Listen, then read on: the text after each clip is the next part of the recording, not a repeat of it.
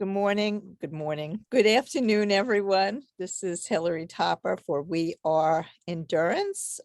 Today's webinar is with Steve Girardi. Steve is going to be talking about half marathons and half Ironman events. And without further ado, I'm going to hand it over to Steve. Good afternoon, everyone, or good morning, depending on where you are. I want to start off first by congratulating Hillary because in her continued promotion of her book, I happened to catch her, in an interview on, CBS Radio here in New York last week, which was pretty exciting because, if you don't live in the area, it's pretty much the most listened to, radio, AM radio station for news and such. And I was, I was teasing Hillary. I told her via email that, sorry if it's indelicate, but I come out of the shower and the first thing I heard was Hillary speaking in my bathroom. And I thought, what's happening here? Because I usually have the radio on, I'm listening to the news go by. And as soon as I turned off the shower, that was the first voice I heard. And I said, wait a second. Took me a minute to catch on, but I thought it was kind of humorous. And it was exciting to hear. And then I looked online to, listen to some of the rest of the interview that was available. So congratulations on, continuing marching on with the book tour. Good for you. Thank you. Okay. So what I also explained to Hillary was that my goal for today is really just to share some thoughts I've been having about my experience with races and some things I've been thinking about, specifically with respect to comparing half iron and half marathon distances with the full events and the effect it has certainly on me, and to make this kind of interactive.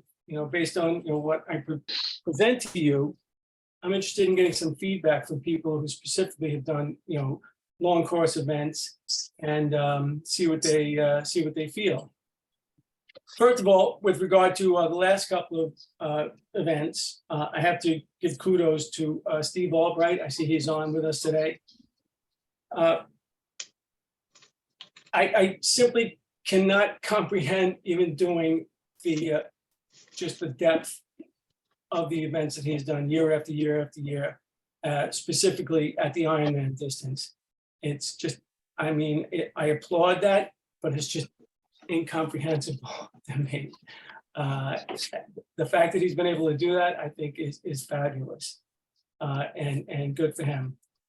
Obviously, Steve, I'm driving, so I can't see you, but thank you. And yes, you can do it. Not a problem. Yeah, I can. But, just to dovetail right into our conversation, with every passing day, week, month, and year, I'm more firmly convinced that that my one Ironman was truly one and done. I love the event. It was a bucket list item for me. But I'm not really sure that I have it in me. I kind of have the desire. It sounds like a nice idea to do, but it's almost like climbing Mount Everest, to reach the Ironman distance. And at least where I'm concerned, I don't see myself doing it again unless something clearly dramatically different happens in my life, and I'll explain why. And that's really the basis of the topic of my conversation. I've found that, over the years, since I started running, recreationally, for distances, that I hadn't paid that much attention to, how the different distances had effect on me during the training cycle, through the race itself, and then the after effects. And I did a little research and I went back in time, way back in time, actually, thinking about when I was a young boy. I was always a runner. My parents always told me so. I guess you would diagnose today as some sort of hyperactive kid, but I was always running. and frequently running into things as a young boy. And when I was a kid, growing up in Brooklyn, we played all the usual street games. I love playing everything, and all the running events that we did, races around the neighborhood, were part and parcel of what we did for recreation. But the one thing that started my interest in distance running, so to speak, was that I began to challenge guys to have races around the city block. And I referenced it as being a cross-country race, if you will. And all the other kids thought that was kind of silly. They thought that was impossible. You mean all the way around the block? And I said, yes. So it was only a few occasions where they actually took me up on that. And to sweeten it and make it more interesting, it was usually a head-to-head race. And we ran in opposite directions. And wherever we met on the opposite street coming around the corner, we kind of give everybody a gauge of where we were. And you had to kind of figure out how fast you had to run to get back around the corner and to the starting line, which was in front of somebody's stoop somewhere. But when I thought back about it, I thought that this was really the beginning of my long distance running career. And then, fast forward from there, I ran, in high school, middle distance events. But my favorite thing to do more than anything was cross country. I loved it from the start. I loved everything about it. And when it came to, the track events, it was good, it was fun, but it didn't match, the freedom and the enjoyment of the outdoors that came along with cross country. Beyond that, after high school, and this will be a recurring theme in my little discussion here. After high school, I took a little detour. I got tired of running, got tired of the competition and the running around in circles and such, and I took some time off until I learned about the New York City Marathon and the first year that it had left the loops in Central Park and now took to the streets of New York City. And I was now living on Long Island and looking for, an outlet, something to do. And I thought getting back into running would be the great thing. So I entered my first New York City Marathon, my first marathon in 1977. And I laughed about it because at the time, it was still in the beginning stages of what's known as the American running boom. And I didn't think I'd get into the race, but I was fortunate enough to do so. And I did some research on the race itself. And there were only, let me see, if I look at my notes, there were 4,800 runners in the New York City Marathon in 1977. At the time, it was the largest marathon ever. And it was consider what the marathon is now, 50,000 plus people. At the time, it was still relatively small that I remember my parents driving me to Staten Island, going over the bridge and literally driving up to the gates at Fort Wadsworth and letting me out and saying, okay, we'll see you at Central Park. We'll pick you up over there. And that's how relatively easy it was. I ran that race very, very cautiously because, as I mentioned before, the marathon appeared to me, as it does to many first-timers, as the equivalent of climbing Mount Everest. And at 20 years old, I thought I was relatively fit. I wasn't coached. I just ran and thought I had enough in me. And when I finished the race, I remember feeling like extraordinarily fresh. And someone asked me, how I did that or how I felt. And I had to admit that I felt great. And I thought, I could do this again, or I could run further. This is before, people entertained much in the way of ultra races. But that was the start of my marathon. At 20 years old, running at the pace I did, I ran 3 hours, 47 minutes. that day at 20. And I'm going to share this. Here's my little certificate in the very first race. They're very cute. One of my goals this year is to learn how to upload pictures so I can share screens on Zoom. One of my projects for this year. But P.S., I've treasured all these things from my early days in running. I felt good enough that I entered again in 1978. And this time I was going to be more competitive. I was going to run a lot harder. And I did.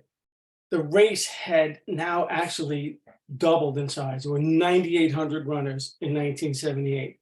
And a little side note is that I'm not sure what year exactly it was, but there was a point when, before they considered doing this again, they did some engineering studies because they were concerned about whether or not the bridge could handle the weight of however many thousands of people running across it at one time and bouncing up and down and creating whatever sort of stresses on the structure of the bridge, which I thought was really curious, especially when you consider that they sent 50,000 or more over the bridge today. But I guess they were being cautious. They figured out that, yes, the bridge could, in fact, hold all those people at once. So off we went. That year, I was much more competitive, and I ran at 3 hours and 13 minutes. And I thought that was really cool. Something happened after that. And I guess I got tired. I got tired of the training, even at 21 years old. And I had other interests in life. I was interested in a career. And I kind of turned it off. If I ran at all, I ran recreationally. And this is kind of what I was getting to, because I was starting to think that I really enjoyed the full marathons, but even at a young age, I was finding that it was a big drain even then, on time and on energy. And it didn't really occur to me at the time.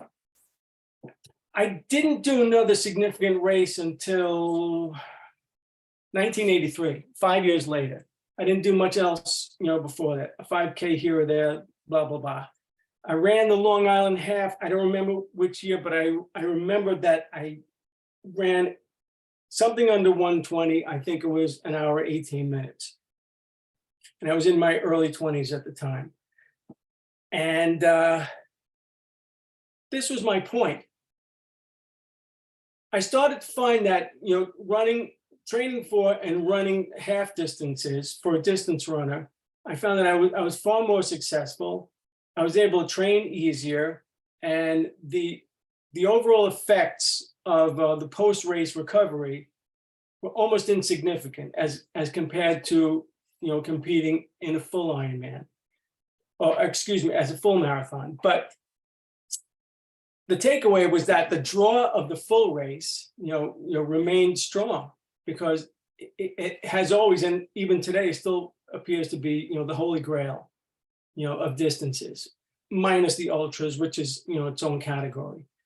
The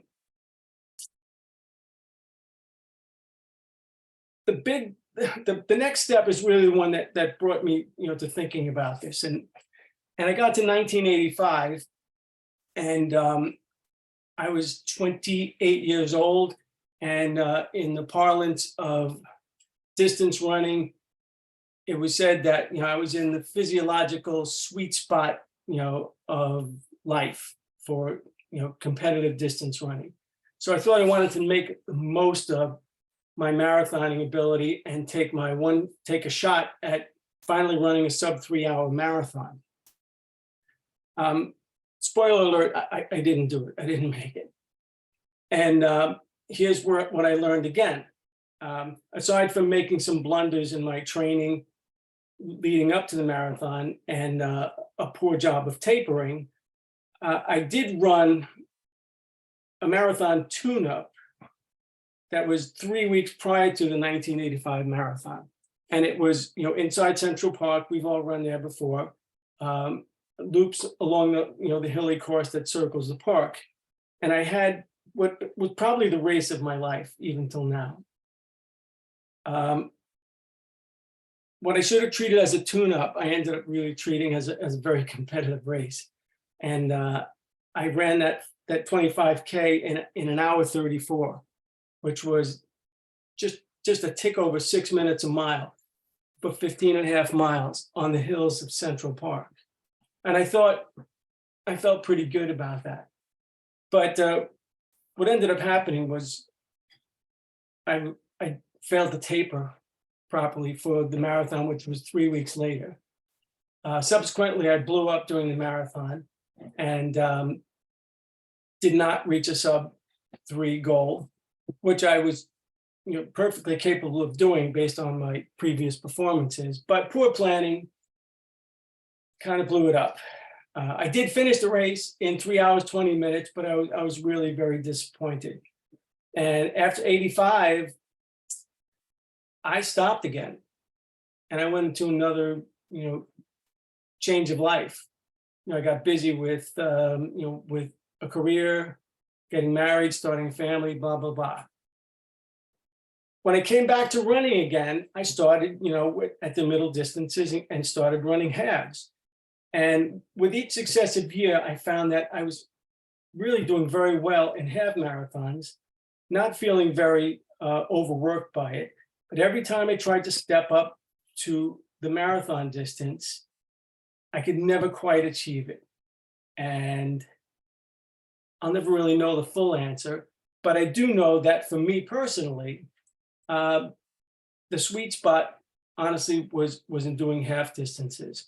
And I learned the same thing in 1999. I was back because at that point I was thinking that I was going to at least do one New York City marathon in every decade. That became my goal. And I thought that was modest enough. And I was again in my 40s now in 1999, but I was in very good shape. But I didn't think that 3 hours was achievable anymore. And if you've raced in New York, you also know that it is not particularly the best place to shoot for a personal record because the course just doesn't contribute to that. So when I treated it as an enjoyable race and more like a tour than a competitive race, I actually had, the best marathon of my life. There I ran 3 hours and 5 minutes. And the funny part of it was that half of the time I was just wandering around running with one of those disposable cameras. And I would stop along the way and I would take pictures of things that I thought were interesting, or I would stop along the way and I would ask, people to take pictures of me on the route. And my family came out to watch me, and they waited for me where we came into Queens at Long Island City, and they were all cheering me on. And I stopped and chatted with them for like 30 seconds, had some water, and they were apoplectic. They said, "What are you doing? Why are you stopping?" And I said, "I'm enjoying myself. I'm having a lot of fun." Here's a picture of me finishing that race. And if you look close, there's me with my portable camera that I carried with me the entire race so that I could record, the events of the day. And I still have those pictures. And it was the best time of my life. But part of what I realized was that I didn't take the race as seriously and, put too much stress on myself. And I ended up having the best time of my life. The same pattern, continued over the next few years. I went back and forth, between different races until I got to the point, and I was already doing, sprint triathlons and things at that time. And then came the point where I took an interest in Ironman. And the same thing actually happened. I had really terrific half Ironman races that were designed as training races. But when I moved up to the Ironman distance, I couldn't match it. Every part of the training was more than just double the distance. Everything about it seemed to be exponentially, greater than just twice the distance or twice the training. And over time, it occurred to me that, the sweet spot for me was probably somewhere in the middle, somewhere in the half distance for Ironmans and marathons. And to this day, all of those have really been my most successful, my most enjoyable races. The Ironman distance being a Mount Everest of sorts. Again, with a tip of the hat to Steve Albright, I just don't see how I could possibly do more than one. It's just not there for me. And so that's sort of a synopsis of my experience with the races that led me to, give this some consideration. And I wanted to share this with the rest of the group and get some insight from you guys about, how you may have thought about, your preparations for and participation in different races of these distances.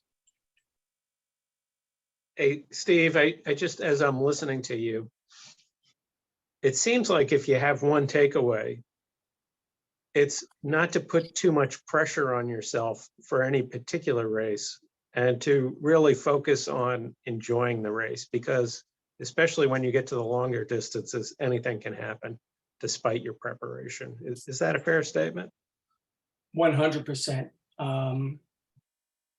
Yes, and you have to be, mentally prepared for that to happen because, in particular, training for Ironman, it was actually a 2.5-year journey for me to complete Ironman. I started in 2011 in earnest when I made a commitment. I had a coach who's who we're still friends with, and we compete and run together here and there. But I built up. I did the Tough Man half up in Tarrytown region in preparation for that. Again, it was a splendid, really enjoyable race, a very tough race, a very tough course, but one that was entirely doable. Didn't really break me down very much. I was scheduled to compete in Ironman 2012 in Lake Placid. And like many of us do, I had a collision with a car, broke my collarbone. I had to, pass on 2012 and reset. I finally achieved it in 2013. But again, in preparing for that, I raced at Rev 3 Quasi up in Connecticut. Again, honestly, an incredibly tough race course. But at the half distance, I found that, it was over in half the time or less. And it didn't have that much drain on me, physically or mentally. Ironman, truly took a lot out of me. It really was. So I think for me, everyone has to know their limits, and I was happy to get to Ironman one time. And, friends have teased me about, doing it again. They feel like I still have one in me. And I thought, maybe I probably do, perhaps, but I don't think I want to do it. And if I did, the first person I'd have to consult with would probably be a divorce attorney. Because I don't think I could put my wife through that again. It works for some people, but it certainly wouldn't work for me. So yes. I particularly like your story about the marathon where you took the disposable camera with you, because I think it's a great lesson for anybody. Yes. And with regard to the marathon, especially in New York, for first timers, I'm always excited when people tell me they're running New York for the first time, because, aside from Boston and the credit it deserves, New York is really special. And what I encourage people to do with that race is literally just to dial back on the intensity, enjoy the ride. Again, if you're competing, you should understand that it's very unlikely you're going to have a personal best. It's just too hard a race. It's too hard. It's hard just getting to the starting line. But once you get there, you should just treat it like a vacation day. Enjoy the ride through the city. Say you did it, and find another race where you can do a personal best. But just enjoy that for the experience. Okay, thanks. Anybody else who's got experiences, with halves and Ironman, halves and fulls that, you know, So you didn't find that a half Ironman was a lot of training? And I mean, you said it was a lot for the full, but you didn't think that the half was that much training? And no, because like most of us, when we're working toward a goal race, you know, all these races on the way through, they're just, you know, the training days, you know, and not that they aren't difficult, but again, it's part of the building process. Mm. And I think also mentally, you know, they're not as draining because, you know, it's not your A race.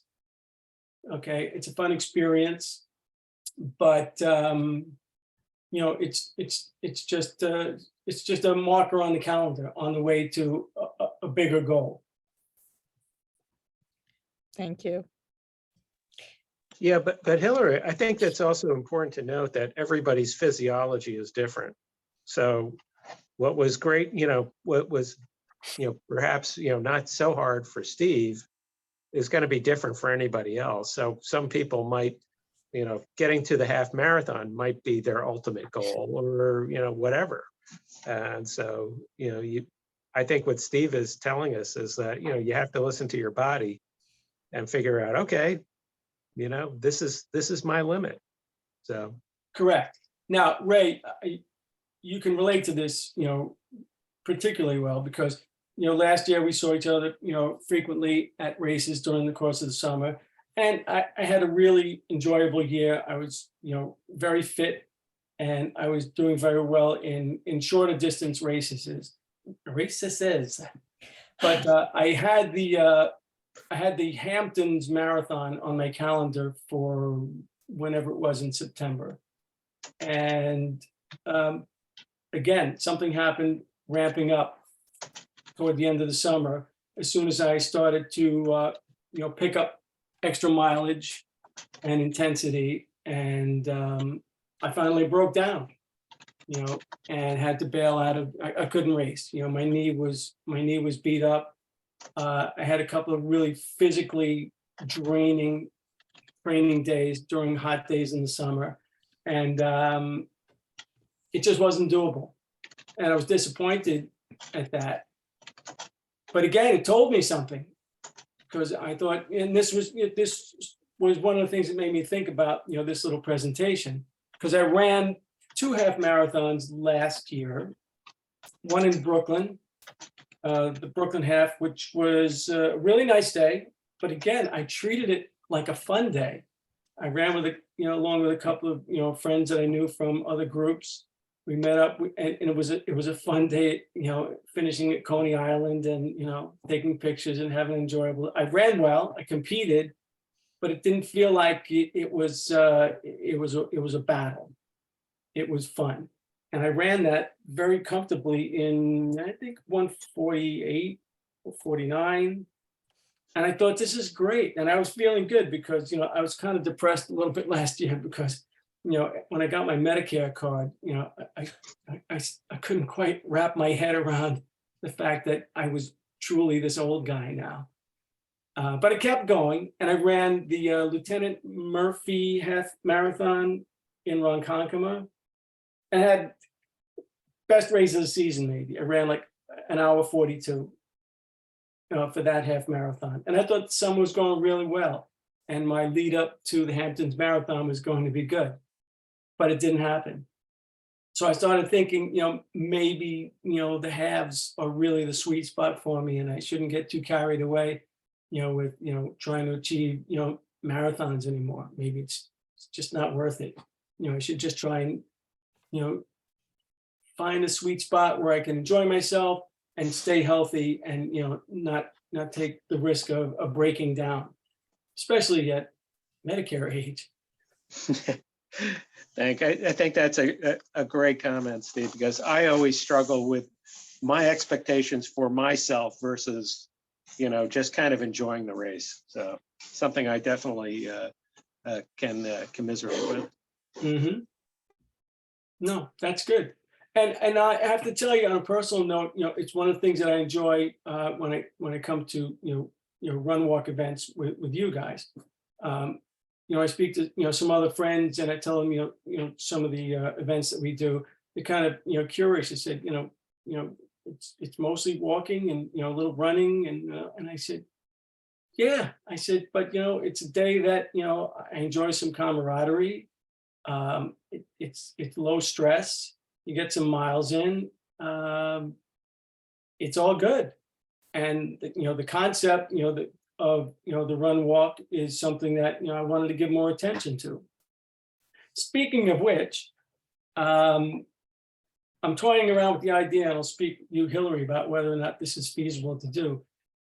But I'm contemplating sometime this year doing the entire length of the Greenbelt Trail as a run walk event.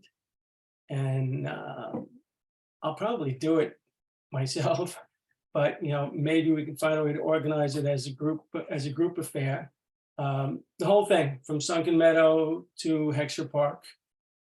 We did that a couple of years ago. Ray, what was that? That was a 50K? Yeah, that was 2020. We did that, and it's advertised as a 50K, but it's actually more like 32 miles. Correct. Yeah, give or take. Give or take how often you make wrong turns on the trail. Because you're chit-chatting and you miss, the blaze when it says go that way. So I'm contemplating, doing that again sometime this year. So maybe since you've done it again, maybe we can, reintroduce it and make it a fun day. I'm sure we can get people involved. So anybody else, with thoughts about, how training and racing at different distances has had, different effects on you?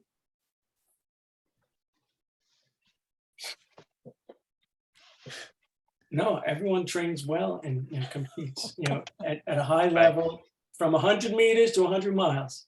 Right. Hey, Stephen Albright, thank you for all your kind words to me. But I agree with you.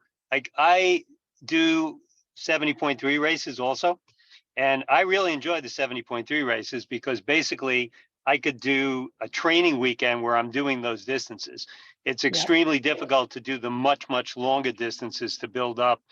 Like if you want to go out, like last summer, I was riding 60 to 75 miles almost every weekend out on the bike path at Jones Beach. But just to get to go to 100, it's a whole nother thing. So I really enjoy the 70.3 races. And one of the things I found is that, speaking to other people, like I talk to people and they say, well, like I can run a half marathon. So I run it in X, and therefore if I just double that and I run a marathon, it's Y, or I can swim. It's, as you've stated, that's not the way it works, because your legs at 10 miles are not the same as your legs at 20 miles, or your riding at 50 miles is not the same at 100 miles. And so it's a little bit different when you double, the distance. Like you can run a 5K in X, but can you run a 5K in 2 times X? Not necessarily. I mean, can you run a 10K? Not necessarily, because you've got that wear and tear on you from the race. And it's just, it's something also when you add in the additional time, what's your nutrition and hydration like? How well are you fueled? What else is going on during the day? What's your state of mind? So it does make an extremely big difference when you ramp up the distance on the races. So I agree with you 100% on that. I'm glad you mentioned that, and thank you, because it also reminded me of something else I wanted to mention. When I trained for Ironman, I don't know how we didn't cross paths, but I also trained with the late, great Steve Tarpinian and Team Total Training. And one of the guys that was part of the team was actually a guy that it turns out I knew when we went to high school together. But he said, and he would every year compete in a number of 70.3s. And he would travel for some of them are local, but he did a number of them. I don't know how many, but not just 1 or 2, but several. And when we had discussions about training for Ironman, which many of us were doing, he was really quick to say that he had no interest. He wasn't even tempted, by the Holy Grail or Mount Everest. He was quite content, down here, at lower elevations. He enjoyed himself. He'd been racing for several years. But again, I think he employed that same concept that he did what was enjoyable for him. He understood at some level that ramping up for the Ironman distance simply wasn't for him. And at the time, I remember being kind of perplexed because I thought, how could you not want to reach Everest? You clearly have the pedigree. You compete, several times a year at 70.3s. You train with us. You certainly fit. You have the flexibility in time to do this. Why wouldn't you? And he was very cavalier about it. He said, I don't care. I love 70.3s. I can do them, however often I want. I can recover from them very easily. Yeah. Not interested. Yeah. No, I agree. Like, look at all those professional athletes that race ITU and the PTO. Those guys and women probably make more money doing those races. It's difficult to make money doing Ironman unless you win and you have sponsorship. But they love a shorter distance, and you can come back and do that every weekend. Really difficult to come back and do Ironman every weekend, or at least even for me to try to do 2 in 1 year. I found out that's extremely difficult to do. So. And that was one of the lessons that I gotten, really going back through time as I showed you through my history, is that even at an early age, when I was done with marathon training, I was pretty much done. And with New York, I guess every year my internal calendar says that the New York Marathon is the end of the season. That's that. If you're not competing at New York, then you're either out there, you're out on the course, watching the race, or you're watching on TV. But that always signals for me, the end of the competitive season. We roll into November and December, which I call the fat season, and then we try in January to kind of get back on the horse. But again, it's not for everyone, and even if I'm not racing at the marathon in November, by then I'm kind of psychologically done for the year. I just don't want to do it anymore. So I'll try and stay fit, just doing a few things, but it feels like I need a break, physically and mentally, once we hit Marathon Sunday. I don't know how everyone else feels about their seasons. Well, Steve, I was just thinking about, you talking about people who do the 70.3 and then, kind of get asked, when are they going to do the full? You see that same dynamic in running, where people reach, the half marathon. And then the next question they always get asked is, when are you going to do a marathon? And the reality is, the half may be, your ultimate goal, or a 10-miler or whatever. And you shouldn't feel the pressure just because, a lot of other people have done, New York or whatever, to do that distance. If you're happy doing whatever it is that you're doing right now, whether it's a 5K, 10K, or whatever. You That's a just good have to point. be really secure within yourself to be able to do that, right? Like, even with this Jones Beach, there was so much going on Facebook. I mean, I know practically everyone who is a triathlete on Long Island is going to do this race, right? And, I'm thinking, oh, I should do it. I took a weekend just to not look at social media and really think about my schedule that's coming up. There's just absolutely no way that I could fit it in. I've just got so many events back to back to back from August through January of the following year. It's just not going to happen this year. maybe we do get a little smarter as we get older. We don't get caught up, in the hype. It's hard. Again, if it were full Ironman, Long Island, no way. As I said, I don't think I could do it. But I think a half is within reach. And frankly, the real carrot for me is that it's going to get me in the water. Because the swim. Oh, I'm gonna get you in the water, Steve. The swim continues to be, my nemesis. And I thought, well, this is great because I'm never going to be a swimmer. But, just as I did for Ironman, I knew that I could train my way up and I could use, the mantra, with every stroke, just get me out of the water, just get me out of the water. And once I'm back on land, I feel like, I could at least cover the distance. But I would like to, again, focus a little bit more on the pool because once again, with age, hopefully comes a bit of wisdom. And what I realize is that, it's true that, many people who stay fit, in their, golden years do so with swimming as a primary exercise. And while I enjoy it, I'm just truly not that good at it. So I thought, well, okay, this might be a great opportunity. You put something on the calendar. It's in September, so you've got a good 8 months to, kind of, start to get it together, and without putting too much pressure on you. Again, it's not 2.4 miles. It's 1.2. It's Zach's Bay. Okay, you won't get blown off, to the Bahamas.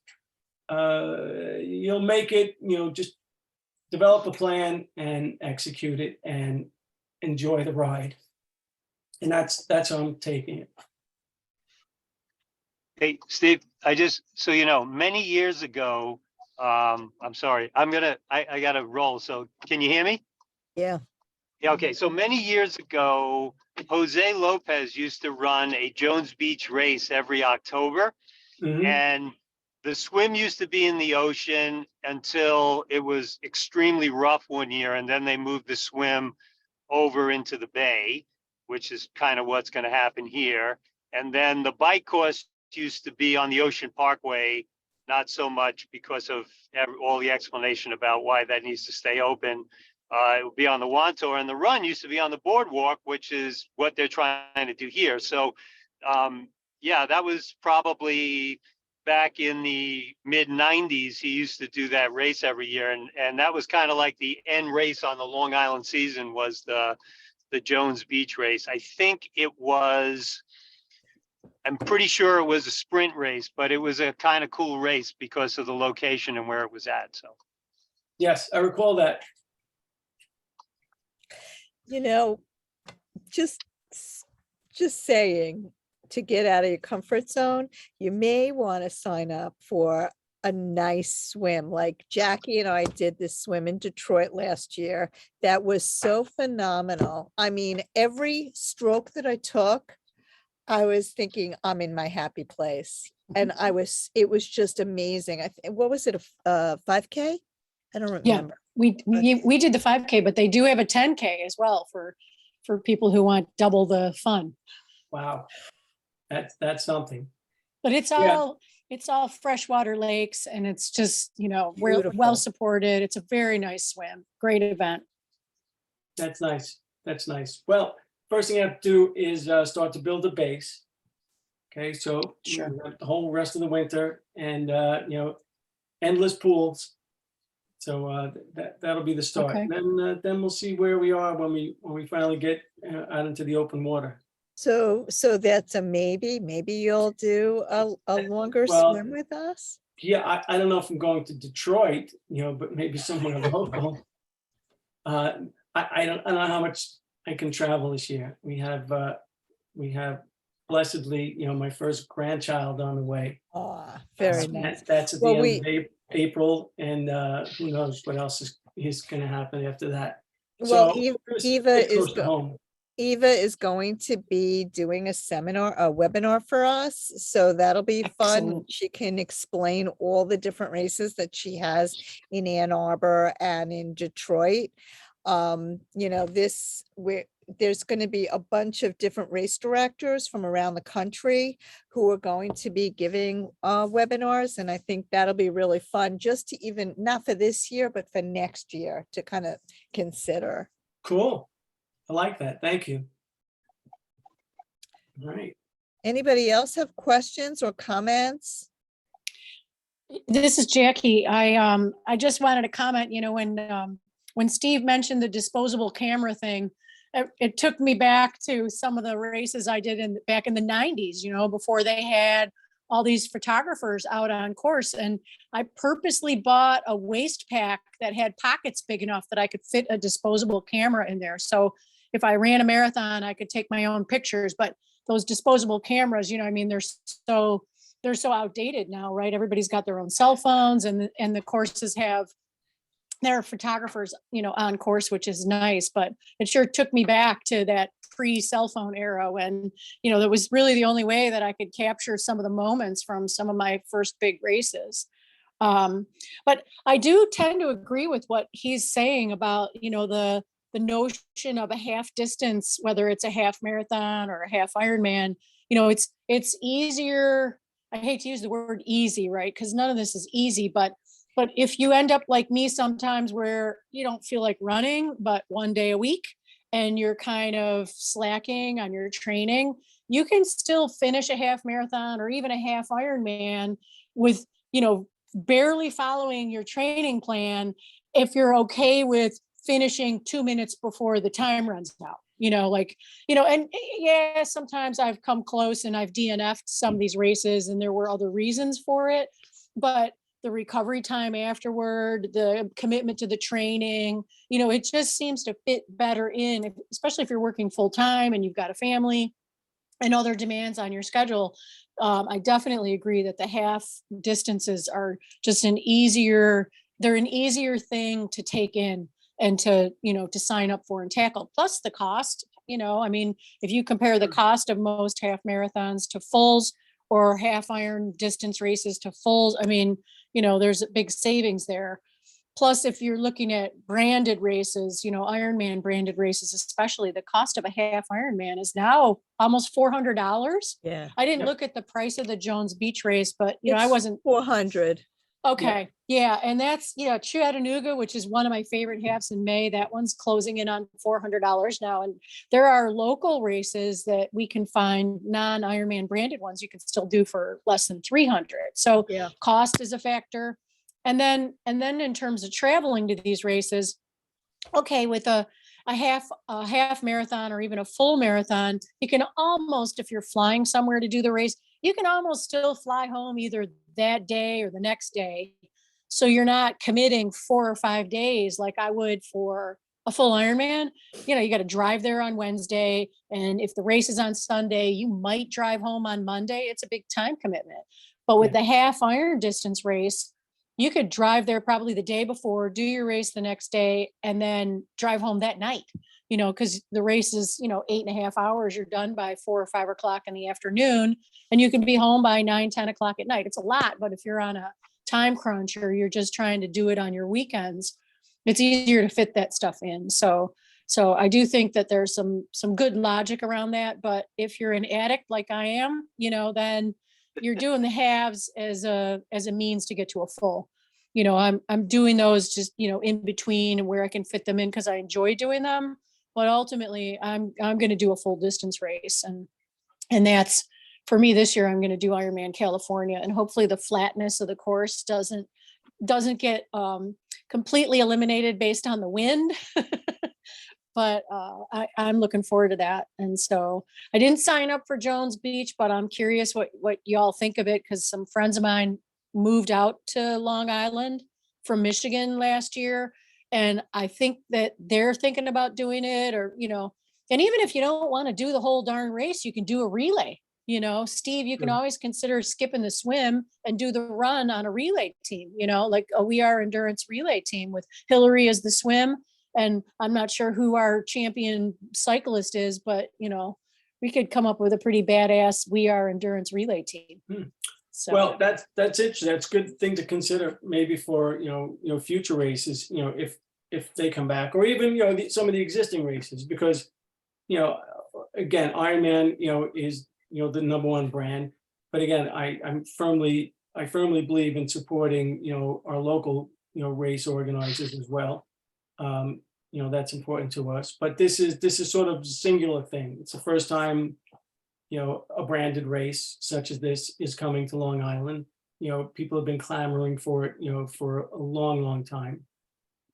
One of the upsides of this particular race is that for those of us who are here, we know the course. Okay, we most of us have, well, there was a time when you couldn't really swim in Zack's Bay because it was kind of too polluted. It's a little bit of a backwater. So for a while, it just wasn't, safe enough for swimming. I guess the conditions have improved over the past years to make it acceptable to swim.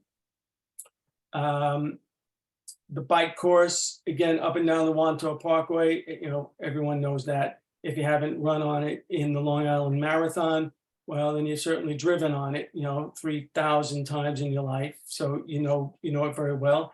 And then the run course, along sections of the boardwalk, or perhaps on parts of the bike trail, wherever that's going to go. We all know it intimately. So mentally, it's simple. We know it. It's already here.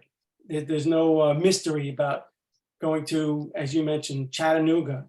Okay, I don't think I could spell Chattanooga, let alone figure out, what the race course might be. And, some of us don't want to be surprised. Some, part of success in a race is being comfortable with the course that you're going to be on. Mm. And that's a factor too, sometimes in, relative success. Okay, because, you could be surprised, as I was, when I did the half in preparation for Ironman at Rev 3 Quasi in Connecticut. It was every bit as tough as the Ironman Lake Placid course, just compressed. But it was a rigorous bike and run course, very, very hilly. The swim wasn't very hilly, but the other two were significant and, highly recommended as a tune-up for Lake Placid, because, it was a good test of what you'd have to endure regarding, the hills. Well, thank you very much, Steve. This was really informative. I wish we had more time, but we're at the end of the hour. So I want to thank everybody for joining in. And we have one next week, but I forget what it is. Let's just see if I could find it really quick. If I'm not. Okay. Oh, we're going to have Matt Fitzgerald next week. That should be a great Cool. one. He's going to talk about how to pace properly for a running race. And he just authored a book on that. So he's going to talk about that. And so we'll see you next week. Okay, Have a good one. so long, guys. Thanks, Steve. Right. Thank Bye. you.